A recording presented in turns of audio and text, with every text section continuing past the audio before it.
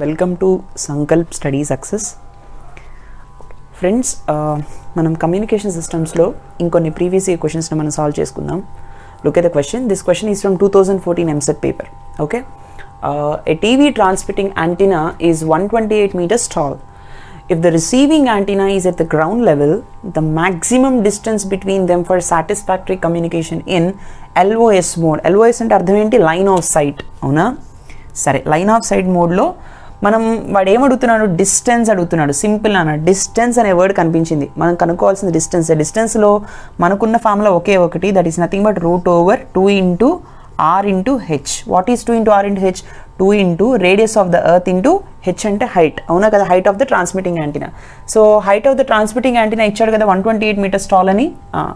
So 128 meters tall అన్నాడు కాబట్టి 2 into radius of the earth ఎంత? సో ఇక్కడ మీటర్స్లో ఇచ్చాడు. మనకు already radius of the earth తెలుసు, 6400 kilometers. ఇది తీసుకుంటాం మనం ఎప్పుడైనా సరే, ప్రాక్టికల్ వాల్యూ గుర్తుపెట్టేసుకోవాలి. 6400 kilometers. దీన్నే మనం ఎలా రాయొచ్చు అంటే 6.4 into 10⁻⁶ meters అని రాయొచ్చు. అర్థమైందా? రైట్. ఎందుకంటే చూడండి ఇది ఎట్లా వచ్చింది అంటే కిలోమీటర్స్ అంటే మనం ఎలా రాయించినా 3 zeros పెట్టచ్చు. 3 zeros పెట్టి మీటర్స్ అంటాం. సో 6400, ఇక్కడ 5 zeros ఉన్నాయి. ఇంకొక 0 కావాలి అంటే ఇంకో 0 పెడితే డినామినేటర్లో ఒక 10 పెట్టాలి. దిస్ 10 ఇది ఎలా వేస్తాను అంటే 64 into 10⁻⁶, 1 2 3 డివైడెడ్ బై 10 ఉండాలి కదా. ఆ 10 నేను ఏం చేస్తాను అంటే 6.4 కింద పెడతాను. రైట్, 6.4 into 10⁻⁶ meters అని పెడతాం. 6400 kilometers అన్న ఇలా అయినా మీ ఇష్టం. Right, okay. సో ఎందుకని ఇక్కడ హైట్ అన్నది మీటర్స్లో ఇచ్చాడు కాబట్టి రేడియస్ ఆఫ్ ద ఎర్త్ కూడా మీటర్స్లోనే తీసుకోవాలి. ఓకేనా? లేదంటే ఇది కిలోమీటర్స్గా తీసుకుని దీన్ని కిలోమీటర్స్ లాగా మార్చండి, మీ ఇష్టం. నేను 2 మీటర్స్లోనే మారుస్తాను. రైట్. సో ఇక్కడ చూడండి. సో 6.4 into 10⁻⁶ కదా. ఇప్పుడు ఇక్కడ మనం ఆలోచించాల్సింది ఏంటి అంటే, లిజన్ కేర్ఫుల్లీ, ఇక్కడ సబ్స్టిట్యూట్ చేద్దాం. Okay, so 6.4 into 10⁻⁶ into height ఎంత? 128. రైట్. సో ఓకే, సో √, ఇక్కడ ఏమొస్తుందన్న, దిస్ ఇస్ 10³ కదా, కాబట్టి ఇది 2 into, సో ఇక్కడ ఎలా రాయొచ్చు? 6.4 into 2 is nothing but 12.8. 12.8 into 128 into 10⁻⁶ ఇలా ఉంచండి. Right, okay. So 128 into suppose మనం 10 ఒక దగ్గర రాసుకున్నాం అనుకోండి, 128 డివైడెడ్ బై 10 into 128 into 10⁻⁶ ఇలా ఉంచండి. సో 128 into 128 రూట్లో ఉంది కాబట్టి బయటకు వచ్చేటప్పటికి 128 ఒకటే వస్తుంది. 10⁻⁶ కాస్త బయటకు వచ్చేటప్పటికి 10⁻³ అవుతుంది. 1 డివైడెడ్ బై √10 మిగిలింది. అవునా? This is in meters. అవునా కదా? సో నాకు కిలోమీటర్స్లో కావాలి. అవునా కదా? ఆన్సర్స్ అన్నీ కిలోమీటర్స్లో ఉన్నాయి. అవునా కదా? సో 10⁻³ నేను కిలోగా రాయొచ్చు కదా, అంటే 128 డివైడెడ్ బై √10 కిలో అంటే 10⁻³ meters. So answer is 128 divided by √10 kilometers. The distance is this much అన్నమాట. అర్థమైందా? This is such a beautiful question. Please note this, but remember this formula: D equal to 2 into √2 into r into h. R is the radius of the earth, 6400 kilometers. దీన్ని మీటర్స్లోకి ఇలా మార్చుకున్నాం. ఇది మీటర్స్లో అడిగినప్పుడు దీన్ని మీటర్స్లో substitute చేయాలి. ఇది కిలోమీటర్స్ అన్నప్పుడు దీన్ని కిలోమీటర్స్లోనే సబ్స్టిట్యూట్ చేయాలి. అర్థమైందా? Unit should be same. Right, please note this. Next one. Okay friends, look at the next question. The maximum amplitude of an amplitude modulated wave, already modulation జరిగిపోయింది. ఆ maximum amplitude modulated wave అంటున్నారు అంటే CM of t or else S of t. దాని maximum amplitude ఎంత అంట 16 volts అంటే, listen. So ఇప్పుడు మనం ఏం చేయాలి? maximum amplitude 16 volts అంటే A max is equal to 16 అని వాడే ఇచ్చాడు. Right, okay. While the minimum amplitude A minimum ఎంత? 4 volts. అవునా? వాడు ఏమడుగుతున్నాడు? మాడ్యులేషన్ ఇండెక్స్ అడుగుతున్నాడు. Mu formula. What is the mu formula for these? ఈ 2 పారామీటర్స్ ఇచ్చినప్పుడు A max minus A minimum divided by A max plus A minimum. అవునా? Yes or no? So A max it's 16 minus 4 divided by 16 plus 4, right? So 16 minus 4 is 12, 16 plus 4 is 20, 4 3 is 12, 4 5 is 20, it's 3/5. 3/5 అంటే ఎంతనా? 3/5 అంటే, so how can I right? 0.6. అవునా కదా? 5 6 30 కదా, so 3.0 వస్తుంది. So answer is option C. అంటే modulation index ఎంత 0.6. పర్సంటేజ్లో ఎంత చెప్పచ్చు 60% ఆఫ్ మాడ్యులేషన్. పర్సంటేజ్లో ఇస్తే కనుక 60% ఆఫ్ మాడ్యులేషన్ వాజ్ డన్. అర్థమైందా? Such a beautiful question. Only the thing is ఈ ఫార్ములా మీరు గుర్తుపెట్టుకోండి. ఓకేనా? మ్యూకి యూనిట్స్ ఏమి ఉండవు మాడ్యులేషన్ ఇండెక్స్కి, because this is a ratio between the amplitudes. It doesn't have any units. ఓకేనా? అది గుర్తుపెట్టుకోండి. Units of modulation index is no units. Okay, please note this. Okay, look at this question friends. ఈ question చాలామంది confuse అవుతారు. బుక్స్లో ఒకలా ఇచ్చారు, బుక్స్లో మిస్టేక్ పడింది, ప్రింటింగ్ మిస్టేక్ పడింది. బట్ ద కరెక్ట్ అప్రోచ్ ఏంటనేది ఈ క్వశ్చన్కి చెప్తున్నాను. ఓకేనా? Listen carefully. ఇది మీకు 2015లో అడిగిన క్వశ్చన్, తెలంగాణ పేపర్లో. 2015 తెలంగాణ పేపర్లో వచ్చిన క్వశ్చన్. కరెక్ట్గా వినండి. A carrier wave of peak voltage is 12 volts is used to transmit a signal. If the modulation index is 75%, the peak voltage of the modulating signal is అంటున్నాడు. ఇచ్చిందేమో carrier wave యొక్క peak voltage, అంటే AC ఇచ్చాడు. అవునా కదా? AC value. What is the value of AC? 12 volts. అవునా? తర్వాత అది ఒక సిగ్నల్ ట్రాన్స్మిట్ చేస్తుంది, అంటే మెసేజ్ సిగ్నలే కదా, right? If the modulation index value 75% అంటున్నాడు. 75% అంటే 0.75 అనే కదా దాని అర్థం. అవునా? Right. The peak voltage of the modulating signal is, modulating signal అంటే మెసేజ్ సిగ్నల్. మాడ్యులేటింగ్ అని స్పెసిఫై చేశాడు కాబట్టి మెసేజ్ సిగ్నల్ అని దాని అర్థం. ఓకేనా? గుర్తుపెట్టుకోండి. ఎమ్ ఆఫ్ టీ. మాడ్యులేటింగ్ అంటే ఎమ్ ఆఫ్ టీ. మాడ్యులేటెడ్ అంటే, మాడ్యులేటెడ్ సిగ్నల్ అంటే సిఎం ఆఫ్ టీ. మాడ్యులేషన్ జరిగిన తర్వాత మాడ్యులేటెడ్ సిగ్నల్ అంటే అర్థం. అది అర్థమైందా? సరే. సో ఇప్పుడు నాకు కావాల్సింది peak voltage of modulating signal, అంటే నాకు ఏఎం కావాలి, అంతే కదా? ఏఎం అంటే ఎలా వస్తుంది? We already know a formula, mu equals to AM by AC, right or not? So AM కావాలి అంటే మ్యూ ఇంటూ ఏసీ అయిపోతుంది. ఏసీ ఇటు వచ్చేస్తుంది. సో మ్యూ వాల్యూ ఎంత? 0.75 into what is the value of AC? AC is nothing but 12. So ఎంత వస్తుందన్న? 75 into 12 divided by 100. So 75 12s ఎంత? 900. 900 divided by 100, 2 zeros cancel. 9 volts is the answer. Okay na? So what is the amplitude of the message signal? 9 volts. Peak voltage of the modulating signal is 9 volts. గుర్తుపెట్టుకోండి. అర్థమైందా? Very very important question. Please note this. Let us see the next one. Okay friends, look at the next question. If a transmitting antenna of height 105 meters is placed on a hill, antenna height ఇచ్చాడు 105 meters, then its coverage area is, coverage area formula ఏంటి? Pi into D square. అవునా కదా? So area, coverage area equals to pi D square. What is the formula of D? √2RH whole square. అవునా? So pi into square root cancel అయిపోతుంది, 2 into R into H. అవునా కదా? So this is pi into 2 into R ఎంత? 6400 kilometres. కానీ వాడు ఇక్కడ మీటర్స్లో ఇచ్చాడు కాబట్టి కిలోమీటర్స్ని కాస్త ఇలా రాస్తాం. Into what is the height? Height is nothing but 105 meters, right or not? So ఇప్పుడు మనం ఏం చేయాలి? క్యాలిక్యులేషన్ చేయాలి. So this is 2 into 105 is ఎంత అవుతుంది? సో 210 అవుతుంది. అవునా కదా? సరే, pi into 210 into 64 into 3, this is 10 power 5. అవునా కదా? ఈ 0 కూడా ఇక్కడ కలిపేద్దాం, 10 power 6 వస్తుంది, right or not? Okay. So 21 into 64 ఎంత? 20 ప్లస్ 1 ఇంటూ 64గా రాయండి. సో 64 2 128 కదా, 128 0 ప్లస్ 64. సో 4 4 3 అంతేనా? 4 4 3 1 1344. So 1344 pi into 1344 into 10 power 6, right or not? So pi అంటే 3.14 అని రాసుకోవచ్చు, లేదా 22/7 అని రాయండి. So 22/7 into 1344 into 10 power 6, right? Okay. So ఎట్లా చేద్దాం? 1344 ఇంటూ 22 రాయండి. So it is 8862 2688, right? So 8 16 15 9 2 29568.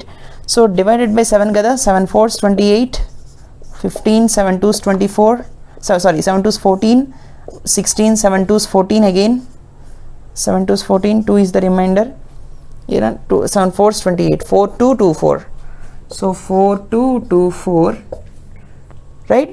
10 power 6 అంటే 10 power 3 హోల్ స్క్వేర్ అయినా 10 power 6 అంటే, సో 4224 కిలోమీటరే కదా, 10 power 6 అంటే 10 power 3 అంటే square, kilometre square. Answer is 4224 kilometre square. Which option? Option A. అర్థమైందా? Remember, a coverage area formula ఎంత? Pi D square, right or not? Please note this. Next one. Okay friends, look at the next question. A message signal of 12 kilohertz and peak voltage of 20 volts. Okay, message signal frequency enta 12 kilohertz, right? Peak voltage of 20 volts ante AM enta 20 volts, right? Okay, is used to modulate a carrier wave of frequency. Carrier frequency enta ichadu 12 megahertz. 12 mega ante 10 power 6, kilo ante 10 power 3. దీన్ని ఎలా రాయొచ్చు 12 into 10 power 3 అని రాస్తాం hedges, right? అదే దీన్ని 12 into mega అన్నాడు కదా, అవునా? సరే, మెగా అంటే 10 power 6 hedges, right or not? And AC ఎంత చూడండి, ఇది 12 ఉంది, ఇది 12 ఉంది, కానీ ఇది థౌజండ్స్లో ఉంది, ఇది 10 power 6లో ఉంది, అవునా కదా? సో థౌజండ్స్లో ఉంది. సరే, so peak voltage of carrier voltage ఎంత? పీక్ వోల్టేజ్ 30 volts ఇచ్చాడు, రైట్? మాడ్యులేషన్ ఇండెక్స్ అన్నాడు, మరి ఇది ఇవ్వడం ఎందుకు? మాడ్యులేషన్ ఇండెక్స్ అన్నప్పుడు ఈ రెండు ఇస్తే సరిపోతుంది కదా, mu equals to AM by AC, అవునా కదా? So what is AM? It's 20 divided by 30. 0 cancel, 2/3 is nothing but 0.6666 and so on, అంటే 0.67 అప్రాక్సిమేట్లీ, అవునా కదా? Which option? Option C. అర్థమైందా? సో ఇక్కడ ఒకవేళ మిమ్మల్ని ఫైండ్ ద బ్యాండ్ విడ్త్ అన్నాడు అనుకోండి, అప్పుడు 2 times of message signal frequency వేస్తారు, అంటే 24 kilohertz వస్తుంది బ్యాండ్ విడ్త్ అనేది. 2 times ఆఫ్ 2 12 24 కదా బ్యాండ్ విడ్త్ అని అడిగితే అప్పుడు ఈ ఫార్ములా వేస్తారు, రైట్? నిజానికి ఈ పర్టికులర్ క్వశ్చన్ ఎఫ్ఎం ఎఫ్సి ఇవ్వక్కర్లేదు, కానీ వాడు అలా మెన్షన్ చేశాడు అంతే. ఒకవేళ బ్యాండ్ విడ్త్ అడిగితే మాత్రం ఇలా చేయాలి, don't multiply with carrier frequency, carrier multiply only with the message signal frequency, ఓకేనా? Please note this. Next one. Okay friends, look at the next question. This question is from 2017 Andhra paper. Very very logical question. It is a new concept actually. ఇక్కడ ఒక formula మనం నేర్చుకోవాలి, ఆ ఫార్ములాని approach అయితే సరిపోతుంది.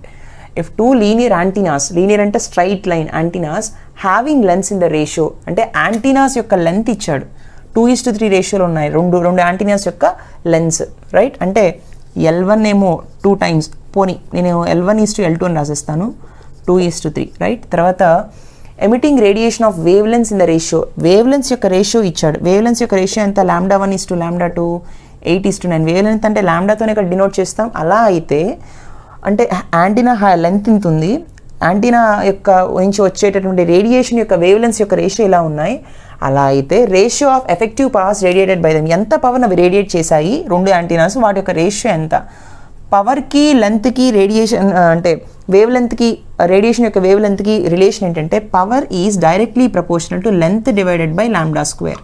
Power is proportional to L by lambda square, అంటే power is directly proportional to length and power is inversely proportional to lambda square. ఇది గుర్తుపెట్టుకోండి, అర్థమైందా? రేడియేటెడ్ పవర్కి, సో పవర్కి లెంత్కి వేవ్ లెంత్కి రిలేషన్ అనమాట. Power is proportional to length, directly proportional to length, and power is inversely proportional to square of the wave length, ఓకేనా? కాబట్టి P is proportional to L by lambda square అని. మీరు ratios and proportions and variations అని చిన్నప్పుడు నేర్చుకునే ఉంటారు.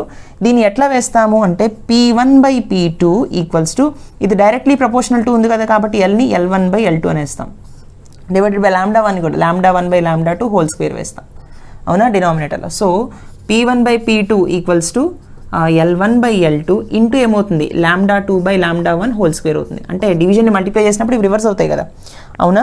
సరే, L1/L2 అంటే 2/3, అవునా కదా? సో 2/3 ఇంటూ λ2/λ1 అంటే 9/8, 9 స్క్వేర్ ఎంత? 81/8, 8 64. So 3 2s are 6, 3 7s 21, 2 3s are 6, 2 2s are 4, అంతేనా? So that is nothing but P1/P2 is nothing but 27/32 వచ్చింది. P1:P2 ఎంత అప్పుడు? 27:32 వస్తుంది, అవునా? విచ్ ఆప్షన్ అనా?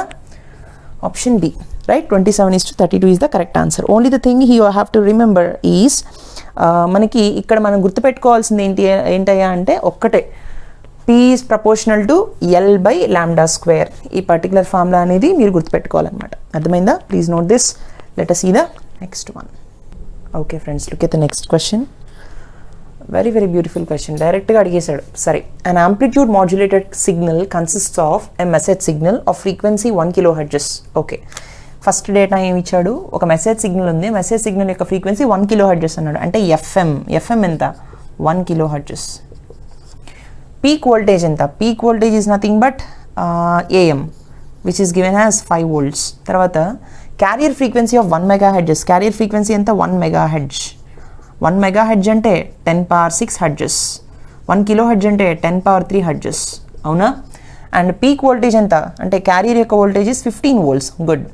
అలా అయితే కరెక్ట్ డిస్క్రిప్షన్ ఆఫ్ సిగ్నల్ అంటే సిఎం ఆఫ్ టీ ఎక్స్ప్రెషన్ అడిగాడు. So CM of tea expression general expression ఎంత మనం నేర్చుకున్నాం కదా, AC into 1 + mu sine omega C T into sine omega M T, లోపల ఒమేగా ఎం ఉంటుంది, బయట ఒమేగా సి ఉంటుంది, అవునా కదా. సో వాట్ ఈజ్ ఏసీ 15, ఇది గుర్తుపెట్టేసుకోవాలి నాన్న, ఓకేనా. సో 1 + మ్యూ ఎంత, మ్యూ అంటే AM/AC అంటే 5/15 రైట్. సైన్ ఒమేగా అంటే ఎంత, ఒమేగా అంటే ఏంటి నాన్న, omega is nothing but 2πf, అవునా కదా. ఒమేగా ఎం అంటే 2/fm, కాబట్టి 2πfm ఎంత, FM is nothing but 10³ so 10³ into T, అవునా కదా, into sine what is omega C T, omega C అంటే ఎంత, ఒమేగా సి అంటే 2πfc, ఎఫ్సి అంటే 10^6 2π into 10^6 t. Yes or no, right or not. So which option అన్న, 5 1s 5, 5 3s 15, ఇది 1/3 అవుతుంది అప్పుడు, అవునా కదా. Which option, I think it's option B కదా. 15 into 1 + 1/3 sine 2π into 10^3t into sine 2π into 10^6t 80, right. Which option, option B. ఇక్కడ చూడండి, వీడు ఇక్కడ లోపల 10^6 తర్వాత 10^3 ఇచ్చాడు, గుర్తుపెట్టుకోండి. లోపల ఎప్పుడు మెసేజ్ ఉంటుంది, బయట మాత్రం ఫ్రీక్వెన్సీ ఉంటుంది, క్యారియర్ ఫ్రీక్వెన్సీ ఉంటుంది. మెసేజ్ ఫ్రీక్వెన్సీ లోపల, క్యారియర్ ఫ్రీక్వెన్సీ బయట, అలా గుర్తుపెట్టుకోండి, అర్థమైందా. Option B is the answer, right. Please note this. ఇక్కడ మీరు ఖచ్చితంగా ఈ formula CM of tea expression అనేది గుర్తుపెట్టేసుకోండి, AC into 1 + mu sine omega m t into sine omega c t, right. Please note this. Next one. Okay friends, look at the next question. Very very very logical question. ఇది mains లాంటి వాటిలో ఇటువంటి questions అడుగుతాడు, but ఎంసెట్లో అడిగేసాడు ఇది 2018 పేపర్లో, ఆంధ్ర పేపర్లో, right. సరే, ఈ క్వశ్చన్ ఎట్లా సాల్వ్ చేయాలనేది ఒకసారి మనం చూద్దాం. A message signal of frequency 10 kHz and peak voltage 12 volts is used to modulate a carrier wave of frequency 1 MHz. సరే, so message signal of frequency అంటున్నాడు అంటే ఎఫ్ఎం ఇచ్చాడు, ఎఫ్ఎం ఎంత 10 kHz, ఓకే, అంటే 10 ఇంటూ 10^3 ఆర్ఎల్స్ ఇలా వదిలేయండి. పీక్ వోల్టేజ్ ఎంత, ఏఎం = 12 volts ఇచ్చాడు కదా. తర్వాత క్యారియర్ వేవ్ యొక్క ఫ్రీక్వెన్సీ ఇచ్చాడు అంటే ఎఫ్సి ఎంత 1 MHz, గుడ్. ఇప్పుడు వాడు మనకి ఏసీ వాల్యూ ఇవ్వలేదు, అవునా కదా, తెలియదు మనకి, అదే మనం ఫైండ్ అవుట్ చేయాలి. కానీ ఇంకొక డేటా ఇచ్చాడు, ఏంటంటే అది మాడ్యులేషన్ ఇండెక్స్ ఈ 0.6 అంటున్నాడు. ఇలా ఉన్నప్పుడు ఇప్పుడు అంటే μ1 0.6, ఈ modulation index value to make the modulation index 0.75 అంటే దీన్ని 0.75కి పెంచాలి కదా. పెంచాలి అంటే క్యారియర్ పీక్ వోల్టేజ్ ఎంత ఉండాలి అంటున్నాడు. అంటే ఏసీ ఎంత ఉంటే, ఆల్రెడీ 0.6 ఉంది, ఏసీని ఎంత చేస్తే 0.6 కాస్త 0.75 అవుతుంది అంటే ఆ పర్సంటేజ్లో అడిగాడు. సరే, బాగానే ఉంది. ఫస్ట్ ఆఫ్ ఆల్ మనం μ1 అంటే ఏంటి, AM/AC, అవునా కదా. అంటే 0.6 = AM ఎంత 12. μ1 μ2 ఎందుకు అనుకున్నానంటే 2 times ఇచ్చాడు కాబట్టి, 2 మాడ్యులేషన్ ఇండెక్స్ ఫ్యాక్టర్స్ ఇచ్చాడు కాబట్టి, రైట్. సో AM ఎంత, it is 12 volts divided by AC ఎంత, AC ఈజ్ నథింగ్ బట్ తెలియదు, AC ఫైండ్ అవుట్ చేద్దాం. సో AC = 12 డివైడెడ్ బై 0.6 అంటే 6 2s 12 0 అంటే AC వాల్యూ ఎంత 20 volts, అవునా కదా, రైట్. AC 20 volts అని అర్థమైపోయింది. ఇప్పుడు μ2 కావాలి, μ2 ఆల్రెడీ ఇచ్చాడు వాడు, μ2 = మళ్ళీ AM/AC కదా. సరే, ఇక్కడ ఒకటి మీరు అబ్జర్వ్ చేయండి. సో μ2 0.75, AM అంటే ఇక్కడ జాగ్రత్తగా ఇక్కడ కూడా మనం ఏసీ వాల్యూ ఫైండ్ అవుట్ చేయాలి. అంటే ఏఎం వాల్యూ 12 volts ఉండి ఏసీ వాల్యూ 20 volts ఉన్నప్పుడు μ1 0.6, ఏఎం వాల్యూ ఫిక్స్డ్ 12 voltsకి, మరి ఏసీ వాల్యూ ఎంత ఉంటే మ్యూ వాల్యూ 0.75 అవుతుంది, అది తెలుసుకోవాలి. సో μ2 ఎంత 0.75 = 12 డివైడెడ్ బై మళ్ళీ ఏసీ, అంటే ఇది AC1 అనుకోండి, ఇది AC2, ఓకేనా, మీకు కన్ఫ్యూజన్ లేకుండా ఉంటుంది అప్పుడు. సో ఏసీ ఎంత 12 డివైడెడ్ బై 0.75, సో 2 zeros వస్తాయి. సో 1200 డివైడెడ్ బై 75, అవునా కదా. So 5 2s 10, yes no. So 25 టేబుల్లో క్యాన్సిల్ చేద్దాం. 25 4s are 100, అవునా కదా. సో 20 మిగిలింది. 25 8s are 200, 8s 200, 25 3s, so 3 1s 3, 3 6 18, నాకు 16 వస్తుంది. AC is correct. 16 ఎంత, right, yes correct. So AC2 అంటే 16 volts. అంటే దీని అర్థం ఏంటి, సి ఏఎం 12 ఎప్పుడు ఫిక్స్డ్ నాన్న, ఏసీ వాల్యూ 20 volts ఉన్నప్పుడు, AM 12 AC 20 volts ఉన్నప్పుడు modulation factor 0.6, AM 12 volts AC value 16 volts ఉన్నప్పుడు మాడ్యులేషన్ ఫ్యాక్టర్ 0.75, అవునా కదా. మాడ్యులేషన్ ఫ్యాక్టర్ పెరిగింది. గుర్తుపెట్టుకోండి, ఒక లాజిక్ ఉంది ఇక్కడ. సో ఏసీ 20 ఉన్నప్పుడు 0.6 ఉంది మాడ్యులేషన్ ఫ్యాక్టర్, అది 16కి తగ్గిపోయింది, 4 volts తగ్గిపోయింది, అవునా కదా, 4 volts తగ్గిపోయింది. 4 volts తగ్గినప్పుడు మాడ్యులేషన్ ఫ్యాక్టర్ పెరిగింది చూసారా, 0.6 కాస్త 0.75. అంటే ఏసీ తగ్గినప్పుడు మాడ్యులేషన్ ఫ్యాక్టర్ పెరుగుతోంది, అవునా కదా. అంటే content of message signal increases, అవునా కదా, వెన్ కంపేర్డ్ విత్ ఏసీ, అవునా కదా, రైట్. సో ఇప్పుడు మనం పర్సంటేజ్లో చెప్పాలి. పర్సంటేజ్లో ఎలా చెప్తాం, ఒరిజినల్గా ఉన్నది 20, అది 16 అయిపోయింది అంటే డిక్రీజ్ అవుతుంది. సో ఇంక్రీజ్ అన్న ఆప్షన్ లేనే లేదు, ఓన్లీ డిక్రీజ్ అవుతుంది. ఎంత డిక్రీజ్ అవుతుంది, 4 volts డిక్రీజ్ అవుతుంది, 4 volts డిక్రీజ్ అవుతుంది. 20 volts నుంచి 16 volts తగ్గింది కదా, అంటే 4 volts తగ్గింది. 4 డివైడెడ్ బై, అంటే decreased quantity divided by original quantity into 100 పర్సంటేజెస్లో.